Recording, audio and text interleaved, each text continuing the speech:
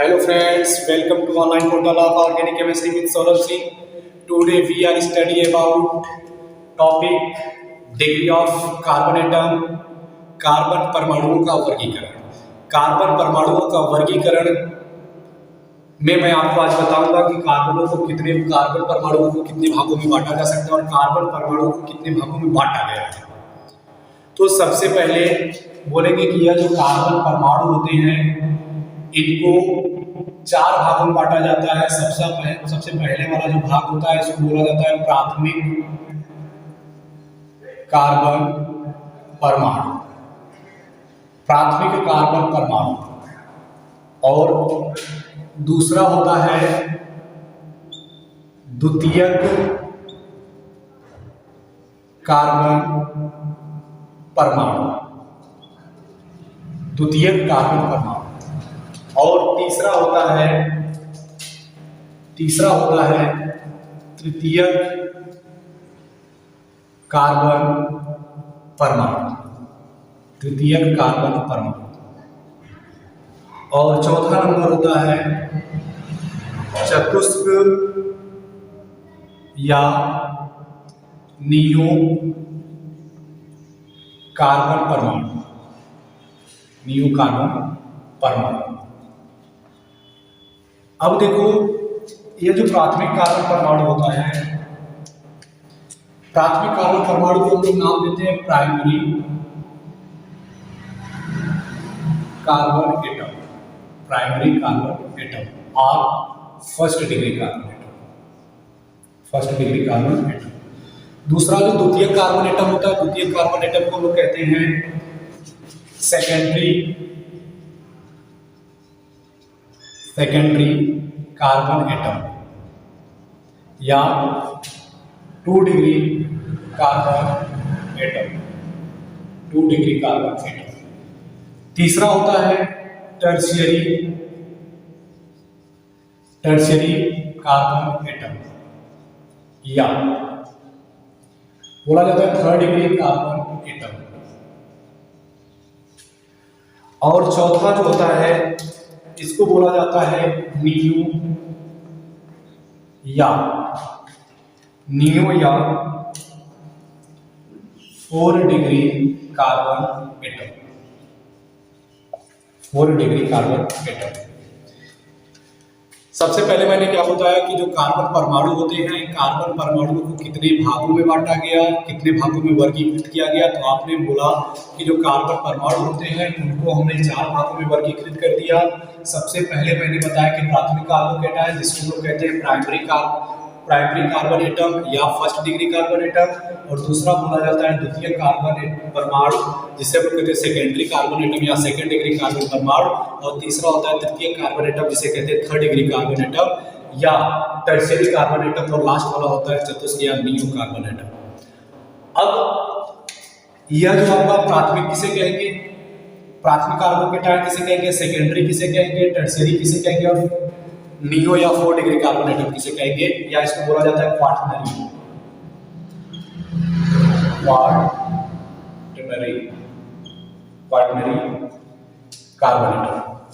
Carbon atom.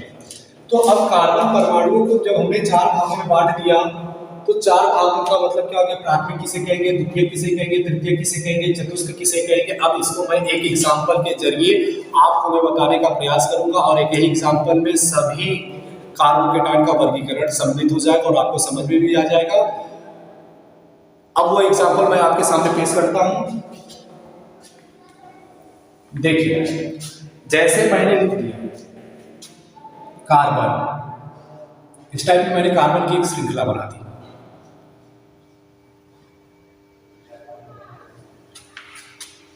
मान लिया यहां पर हो गया H, CH3 हो गया, CH3 जोड़ दो,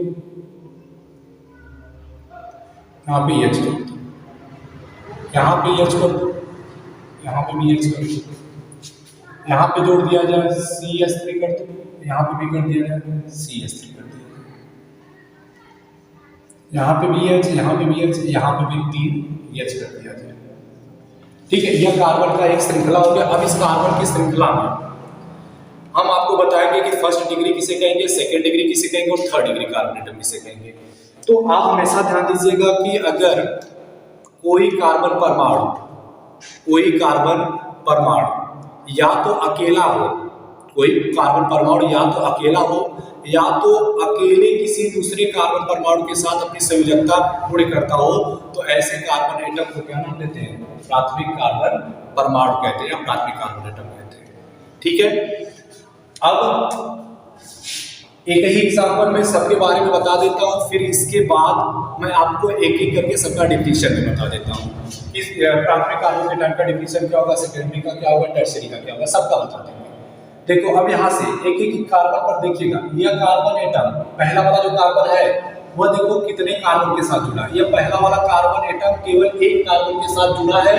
पहला वाला कार्बन अगर एक कार्बन के साथ जुड़ा होता है तो उसको तो कहते हैं, कोई भी कार्बन एटम अगर दूसरे कार्बन के साथ केवल और केवल एक कार्बन के साथ जुड़ा होता है तो उसको लोग फर्स्ट डिग्री कहते हैं। और एक कार्बन परमाणु अगर दो कार्बन परमाणु के साथ जुड़ा होता है तो उसको लोग द्वितीयक कहते हैं। एक कार्बन परमाणु अगर तीन कार्बन परमाणु के साथ जुड़ा होता है तो उसको तृतीयक कहते हैं। और एक कार्बन परमाणु अपनी अगर चारों संयोजकता चार कार्बन के द्वारा पूरे करता है तो उसे लोग चतुष्क या न्यू कार्बन परमाणु कहते हैं। अब देखिएगा यहाँ से यह कार्बन केवल एक कार्बन के साथ जुड़ा तो इसको क्या नाम देंगे, first degree carbon atom, first degree carbon atom. अब यहाँ से देखिएगा यह जो कार्बन है दूसरे नंबर वाला कार्बन, यह कार्बन देखो एक यहाँ पे कार्बन के साथ जुड़ा, एक यहाँ पे कार्बन के साथ जुड़ा। यह बॉन्ड आपको बताएगा कि कितने कार्बन के साथ जुड़ा है। तो अगर बॉन्ड की बात करेंगे तो बताओ एक यह वाले कार्बन के साथ जुड़ा और एक यह वाले कार्बन के साथ जुड़ा है।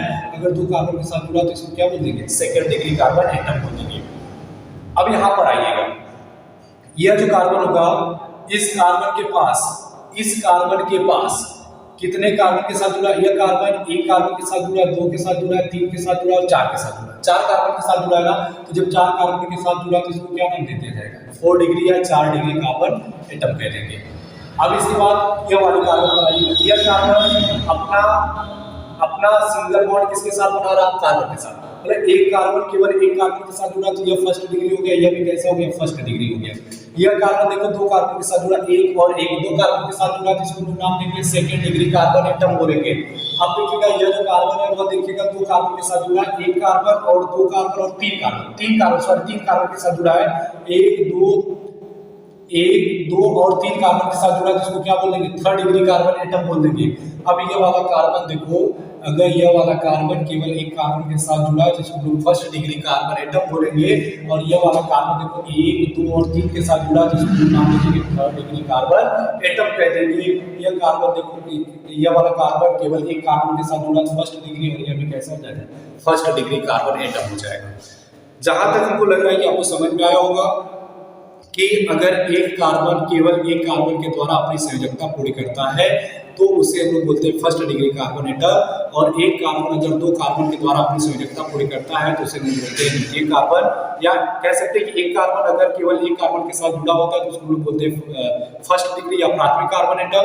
और अगर एक कार्बन के लिए दो कार्बन के साथ जुड़ा होता है तो उसको लोग सेकेंड डिग्री कार्बन एटम कहते हैं। और अगर एक कार्बन के लिए तीन कार्बन परमाणुओं के द्वारा जुड़ा होता है तो उसको लोग थर्ड डिग्री कार्बन एटम कहते हैं। और एक कार्बन अगर डायरेक्टली अटैच होता है चार कार्बन के द्वारा तो उसको हम लोग बोलते हैं 4 डिग्री कार्बन एटम कहते हैं। अब इसके बाद आता है नंबर, अब आता है कि बताइए कि number of first degree carbon atom, number of first degree carbon atom, first degree carbon atom मतलब एक कार्बन परमाणु की संयोजकता या कह सकते एक कार्बन परमाणु की संख्या कितनी होगी। तो अब बताओ एक डिग्री वाले कार्बन परमाणु की संख्या 1 2 3 4 5 और 6 क्या है आपके फर्स्ट डिग्री कार्बन परमाणु में, 1 2 3 4 5 और 6 क्या हो गए फर्स्ट डिग्री कार्बन एटम। और अगर कोई पूछे बताओ number of first degree hydrogen atom, तब क्या बताओगे कि आप कहोगे कि फर्स्ट डिग्री कार्बन परमाणु के द्वारा जितने भी हाइड्रोजन जुड़े होते हैं, फर्स्ट डिग्री कार्बन के द्वारा जितने भी हाइड्रोजन जुड़े होते हैं तो उसको लोग बोलते हैं फर्स्ट डिग्री हाइड्रोजन एटम कहते हैं। तो बताओ यहाँ पे फर्स्ट डिग्री के साथ कितना हाइड्रोजन जुड़ा, 1 2 3 और यहाँ पे 3 3 3 6 3 9 9 3 12 3 15 3 18 टोटल कितना हो गया 18। मतलब number of first degree hydrogen atom की संख्या कितनी होगी 18। अब number of second degree hydrogen atom कर लो, number of second degree hydrogen atom, second degree carbon atom की पहले गिनती कर लो फिर हाइड्रोजन की गिनती कर लेंगे। तो बताओ number of second degree carbon atom की संख्या कितनी होगी। तो सेकेंड डिग्री कार्बन कितने हैं देखो, एक दो दो, दो नंबर दो यहाँ पे क्या है सेकेंड डिग्री की कार्बन है, दो क्या है सेकेंड डिग्री की कार्बन, और सेकेंड डिग्री वाले कार्बन के साथ जितने भी हाइड्रोजन जुड़े होंगे, सेकेंड डिग्री वाले के साथ जितने भी हाइड्रोजन जुड़े होंगे तो उसको हम लोग नाम देंगे सेकेंड डिग्री हाइड्रोजन एटम कहेंगे। तो अब बताओ यहाँ पे सबसे पहले ध्यान दीजिएगा कि सेकेंड डिग्री कार्बन के साथ कितने हाइड्रोजन जुड़े, एक और एक, दो हो गया, दो एक तीन, तीन और एक चार। तो यहाँ हो जाएगा number of second degree hydrogen atom, second degree hydrogen atom total संख्या कितनी, चार, टोटल संख्या चार। अब इसके बाद number of third degree carbon atom, number of third degree carbon atom, third degree carbon atom की संख्या कितनी है देखो, एक थर्ड डिग्री है, दो थर्ड डिग्री कार्बन एटम है, तो यहाँ पे क्या लिख देंगे, दो लिख देंगे। और थर्ड डिग्री कार्बन एटम के साथ जितने भी हाइड्रोजन जुड़े रहेंगे तो उसको क्या नाम देंगे, थर्ड डिग्री हाइड्रोजन एटम कहेंगे। तो बताओ थर्ड डिग्री हाइड्रोजन एटम के साथ कितने हाइड्रोजन जुड़े हैं, तो थर्ड डिग्री के साथ एक हाइड्रोजन यहाँ पे जुड़ा है और थर्ड डिग्री के साथ एक हाइड्रोजन यहाँ पे जुड़ा है, तो टोटल हाइड्रोजन की संख्या कितनी हो जाएगी, दो हो जाएगी। अब इसके बाद आता है नंबर आता है कि number of 4 degree carbon atom, number of 4 degree carbon atom, तो 4 डिग्री वाले कार्बन एटम की संख्या कितनी है, एक है, केवल और केवल एक 4 डिग्री कार्बन एटम है, तो यहाँ पे क्या लिख देंगे एक। और बताओ आपको पता है कि 4 डिग्री कार्बन एटम जो रहेंगे उसके पास कोई भी हाइड्रोजन नहीं जुड़ा रहेगा, 4 डिग्री हाइड्रोजन एटम की संख्या तब कितनी हो जाएगी, जीरो हो जाएगी। देखो 4 डिग्री कार्बन एटम है, इसके साथ कोई भी हाइड्रोजन डायरेक्टली अटैच नहीं है, तो इसलिए यहाँ पे इसकी संख्या कितनी हो गई, जीरो हो गई। जहां तक मुझे लग रहा है कि आपको समझ में आया होगा। मैंने क्या बताया फिर से सुनिएगा, कार्बन परमाणुओं का वर्गीकरण, कार्बन परमाणु के वर्गीकरण में हमने पढ़ा कि जो कार्बन परमाणु होते हैं उनको चार भागों में वर्गीकृत किया गया, जिसे हम लोग नाम देते हैं प्राथमिक कार्बन परमाणु, द्वितीय कार्बन परमाणु, तृतीय कार्बन परमाणु और चतुर्थ कार्बन परमाणु या चतुस्क कार्बन परमाणु जिसे कहते हैं। अब मैंने बोला कि अगर एक कार्बन परमाणु केवल एक के साथ जुड़ा होता है तो उसको लोग फर्स्ट डिग्री कहते हैं, और एक कार्बन परमाणु अगर दो कार्बन के साथ जुड़ा होता है तो उसको सेकंड डिग्री कहते हैं, और एक कार्बन परमाणु अगर तीन कार्बन के साथ जुड़ा होता है तो उसको थर्ड डिग्री कहते हैं, और एक कार्बन अगर चार कार्बन के साथ जुड़ा होता है तो उसे फोर्थ डिग्री कार्बन एटम कहते हैं। और फिर इसके बाद मैंने बताया कि फर्स्ट डिग्री कार्बन के साथ जितने भी हाइड्रोजन जुड़े रहते हैं तो उसको हम लोग फर्स्ट डिग्री हाइड्रोजन एटम कहते हैं, और सेकंड डिग्री कार्बन के साथ जितने भी हाइड्रोजन जुड़े होते हैं उसको हम लोग सेकंड डिग्री हाइड्रोजन एटम कहते हैं। फिर इसके बाद थर्ड डिग्री कार्बन एटम के साथ जितने भी हाइड्रोजन जुड़े रहते हैं उसको हम लोग थर्ड डिग्री हाइड्रोजन एटम कहते हैं, और फोर्थ डिग्री कार्बन के साथ जितने भी हाइड्रोजन जुड़े रहते हैं उसको हम लोग फोर्थ डिग्री हाइड्रोजन एटम कहते हैं। और हमेशा ध्यान रहे, आपको लिख सकते हैं, नोट करके लिख लीजिएगा कि 4 डिग्री कार्बन एटम के पास कोई 4 डिग्री हाइड्रोजन एटम नहीं होता है, 4 डिग्री हाइड्रोजन एटम नहीं होता है। मतलब कि जो फोर्थ डिग्री वाला कार्बन परमाणु होता है उसके पास कोई भी हाइड्रोजन नहीं रहता है, इसलिए मैंने लिख दिया कि जो चतुस्क या नियो कार्बन परमाणु होते हैं वह हमेशा उनमें हाइड्रोजन परमाणु की संख्या कितनी हो जाती है, जीरो हो जाती है। अब मैं इसके बाद आपको एक नया सा टॉपिक, बेसिक टॉपिक बताऊंगा जिसका जो आपको बहुत इंपॉर्टेंट है, इसको कर लीजिए।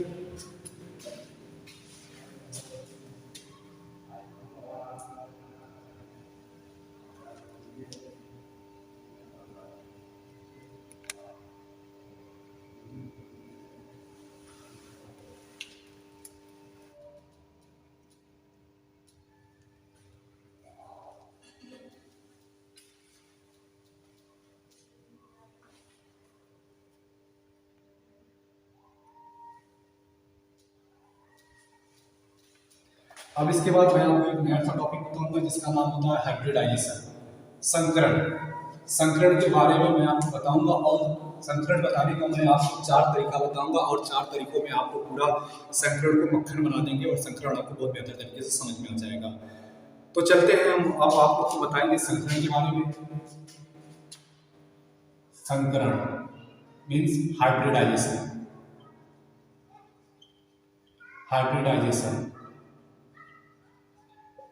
संकरण मतलब हाइब्रिडाइजेशन। संकरण किसे कहते हैं?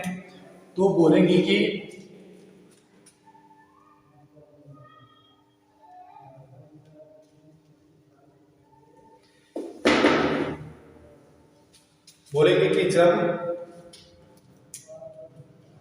जब दो समान, दो या दो से अधिक, जब दो या दो से अधिक समान ऊर्जा के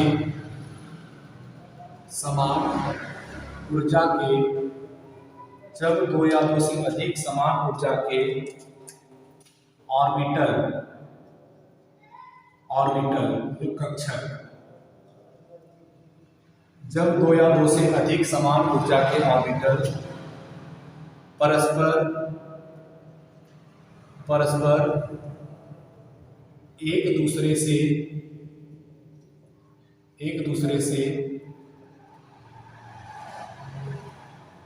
अतिव्यापन, मीन्स ओवरलैपिंग करते हैं तो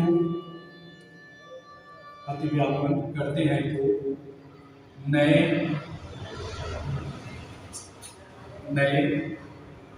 कक्षक का निर्माण करते हैं, नए कक्षक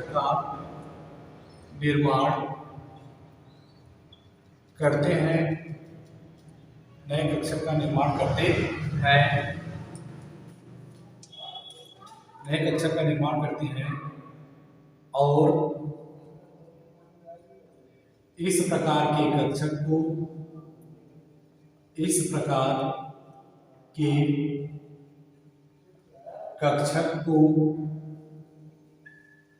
संकरित कक्षक कहते हैं। इस प्रकार के कक्षक को संकरित कक्षक कहते हैं और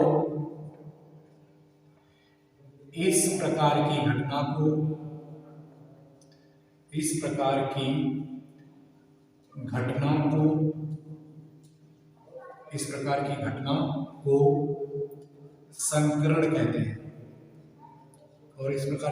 संकरण कहते हैं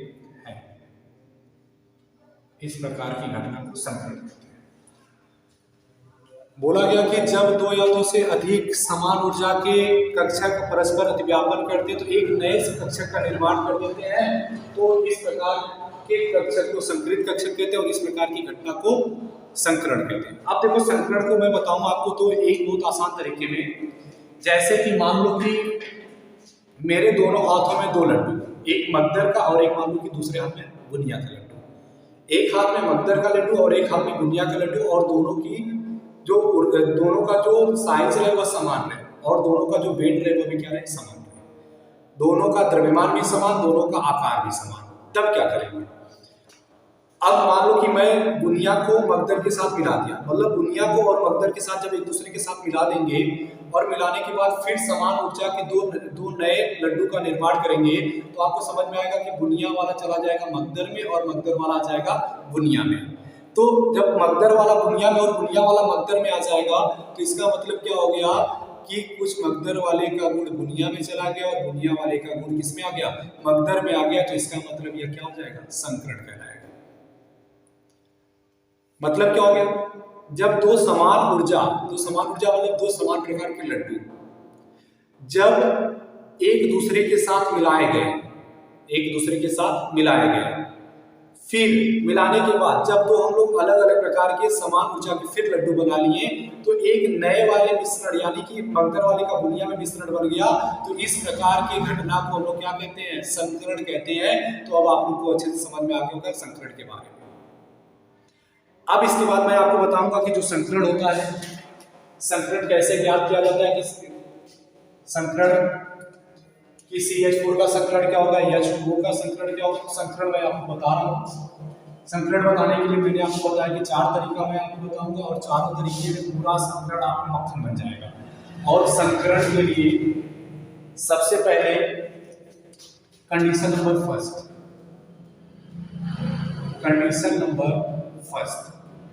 पहला कंडीशन पहले कंडीशन में क्या होता है, सिग्मा और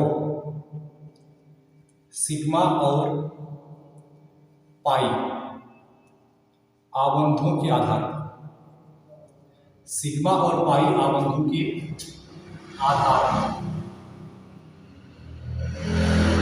सिग्मा और पाई आबंधों के आधार पर, on the basis of sigma and pi bond.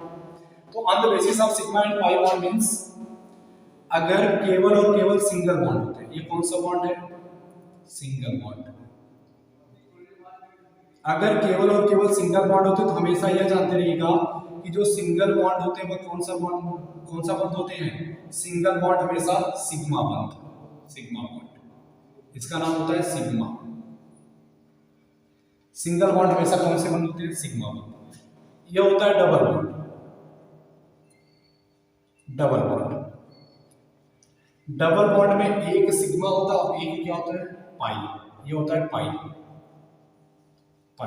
एक सिग्मा और एक पाई, एक पाई और एक सिग्मा। डबल बॉन्ड में एक सिग्मा और एक पाई। और ट्रिपल बॉन्ड त्रिआवर्त से है। ट्रिपल बॉन्ड में क्या होता है, ट्रिपल बॉन्ड में होता है कि दो पाई और एक सिग्मा, दो पाई और एक सिग्मा, दो पाई और एक सिग्मा बंध होते हैं, सिग्मा आबंध होते हैं। समझ में आया? बोला गया कि सभी जो सिंगल बॉन्ड होते हैं वो सिग्मा बंध कहलाते हैं, और जो डबल बॉन्ड होता है वो, जो डबल बॉन्ड होता है उसमें एक सिग्मा और एक पाई होता है, और जो ट्रिपल बॉन्ड होता है उसमें दो पाई और एक सिग्मा होता है। अब जैसे मान लो कि सिग्मा की संख्या 4 हो गई, अगर सिग्मा की संख्या 4 हो गई तब बताओ इसका संकरण क्या होगा। सिग्मा की संख्या अगर मान लो 4 हो गई तो यहाँ पे संकरण, तो सबसे पहले इसको एक काम करो, बना लीजिएगा, आप लिख लीजिएगा नंबर ऑफ सिग्मा बंध, सिग्मा बंधों की संख्या, सिग्मा बंधों की संख्या, और इधर कर लीजिएगा संकरण, सिग्मा बंधों की संख्या और संकरण। तो संकरण का मतलब सिग्मा आबंध की संख्या अगर मान लो 4 सिग्मा होता है तो 4 पहले तो स्टार्टिंग करेंगे 2 सिग्मा से। 2 सिग्मा, अगर 2 सिग्मा रहेंगे तो आपको पता है 2 सिग्मा का मतलब एक यस और एक पी संकरण, मतलब एसपी संकरण हो जाएगा। और अगर मान लो 3 सिग्मा हो जाते तो 3 सिग्मा का मतलब एक यस और 2 पी संकरण। और अगर 4 सिग्मा हो जाते हैं तो sp3 संकरण, और अगर 5 सिग्मा हो जाएंगे तो sp3d संकरण, अगर 6 सिग्मा हो जाएंगे तो sp3d2 संकरण, अगर मान लो कि 7 सिग्मा हो गया तो sp3d3 संकरण। ये हो जाता है संकरण। मैंने क्या बोला कि अगर सिग्मा बंधों की संख्या कितनी हो जाए, 2 सिग्मा के लिए कौन सा संकरण हो जाएगा, sp संकरण। 3 सिग्मा मतलब एक यस और 2 पी, तो एक यस और 2 पी मिलकर कौन सा संकरण, sp2 संकरण। अगर 4 सिग्मा हो गया तो एक यस और 3 पी जोड़ेंगे तो कितना हो जाएगा, 4, तो 4 सिग्मा हो जाएगा। 5 सिग्मा के लिए कितना, sp3d संकरण, 6 सिग्मा के लिए sp3d2 संकरण, और 7 सिग्मा के लिए sp3d3 संकरण होता है। अब sp संकरण किसे कहते हैं, sp संकरण तो बोला जाएगा कि अगर एक यस उपकोष का इलेक्ट्रॉन पी उपकोष के इलेक्ट्रॉन के साथ परस्पर अतिव्यापन करता हो तो उसके द्वारा जो संकरण होता है उसको कौन सा संकरण कहते हैं, sp। और अगर एक यस 2 पी अतिव्यापन कर रहा है तो उसके द्वारा जो संकरण बनेगा उसका नाम sp2 हो जाएगा। एक यस और अगर 3 पी अतिव्यापन करेंगे तो उनके द्वारा जो संकरण होगा उसको sp3 संकरण बनेंगे। अगर एक यस 3 पी और एक डी बनेगा तो उसके लिए जो संकरण होगा उसका नाम हो जाता है sp3d संकरण हो जाता है। ऐसे आपका आगे की तरफ बढ़ता चला जाता है और टोटल जो संकरण की संख्या हो जाती है कितनी, 6 संकरण हो जाता है, sp, sp2, sp3, sp3d, sp3d2, sp3d3 संकरण होता है। अब इसके बाद ये हो गया सिग्मा बंधों की संख्या के आधार पर संकरण। अब जैसे मैं एग्जांपल दे दूं कि बताओ जो CH4 होता है, CH4 के कार्बन में बताओ कौन सा संकरण होगा। तो आपको पता है कि ये जो CH4 है इसमें कार्बन को हम लोग इस टाइप में, कार्बन के साथ 4 हाइड्रोजन हम लोग इस टाइप में प्रदर्शित कर सकते हैं। और आपको बताएंगे कि यह जो कार्बन होगा इसके साथ जो 4 सिग्मा बंध बनेंगे, मतलब 4 सिंगल बॉन्ड है, तो 4 सिंगल बॉन्ड को 1 सिग्मा बंध, 2 सिग्मा बंध, 3 और 1 4। और मैंने बोला था कि अगर कोई भी कार्बन परमाणु 4 सिग्मा बंध प्रदर्शित करता है तो उसका संकरण कैसा हो जाता है, sp3 संकरण हो जाता है। तो इसका मतलब कि जो मेथेन होता है, मेथेन के कार्बन परमाणु का जो संकरण होता है वह sp3 संकरण होता है। अब इसके बाद नंबर आता है, जैसे कि मैं मान लूं कि बताइए C2H4, C2H4 में प्रत्येक कार्बन का संकरण क्या होगा, प्रश्न करके लिख देते हैं, इसको कर लीजिए, प्रश्न करके लिख देते हैं।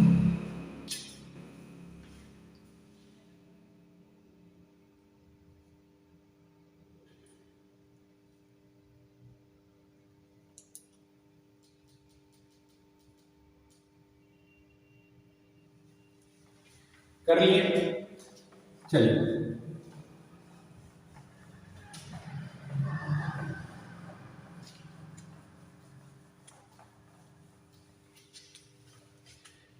प्रश्न बोला गया, क्वेश्चन में लिख लीजिएगा C2H4 के प्रत्येक कार्बन का संकरण ज्ञात कीजिए, या प्रत्येक कार्बन का संकरण बताइए। तो C2H4, तो सबसे पहले ये देखो जो C2H4 तो इसका मतलब कार्बन की संख्या कितनी हो गई, 2 कार्बन हो गया।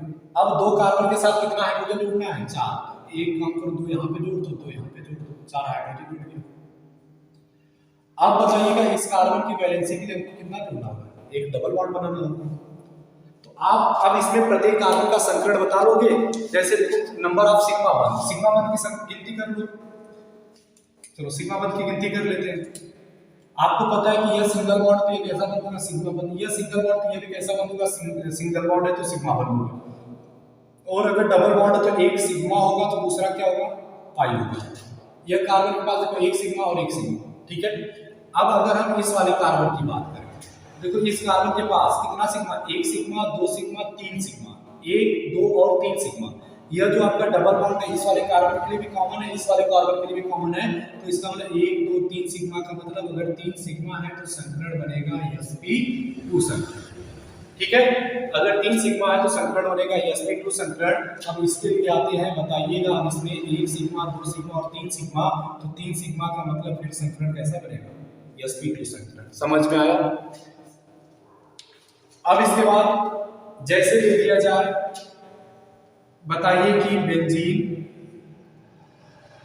क्वेश्चन लिख लिया जाए, बेंजीन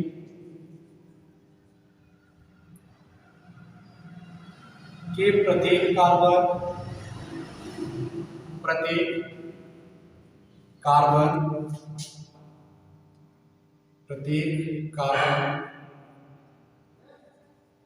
का संकरण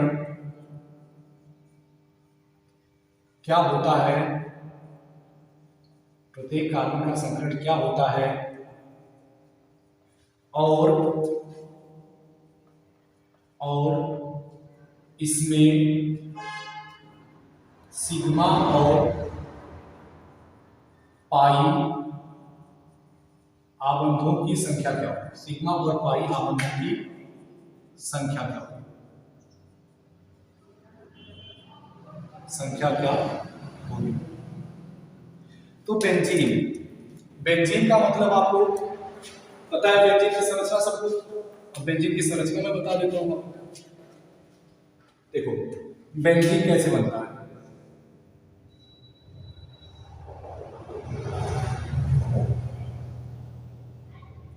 यही होता है बेंजीन, ठीक। बेंजीन बन गया। अब बेंजीन में क्या बताना, प्रत्येक कार्बन का संकरण क्या होगा और इसमें सिग्मा और पाई बंध की संख्या क्या होगी। आपको पता है जो बेंजीन होगा, बेंजीन को अगर लिखना चाहे बताओ, यहाँ पे एक कार्बन होगा, एक कार्बन यहाँ हो जाएगा, एक कार्बन यहाँ पे, हर कोने पर क्या मिल जाएगा, कार्बन परमाणु मिल जाएगा, हर कोने पर कार्बन हो गया। अब आपको पता है एक डबल बॉन्ड यहाँ पे, एक डबल बॉन्ड यहाँ पे, एक डबल बॉन्ड यहाँ पे। अब कार्बन की वैलेंसी के लिए देखो, कार्बन की वैलेंसी के लिए कितने हाइड्रोजन की आवश्यकता है, एक, यहाँ पे भी एक हाइड्रोजन, यहाँ पे एक हाइड्रोजन, मतलब हर कार्बन के पास एक हाइड्रोजन बच गया। तभी तो इसका फॉर्मूला हो जाता है C6H6 बनता है, तभी तो इसका मॉलिक्यूलर फॉर्मूला होता है C6H6।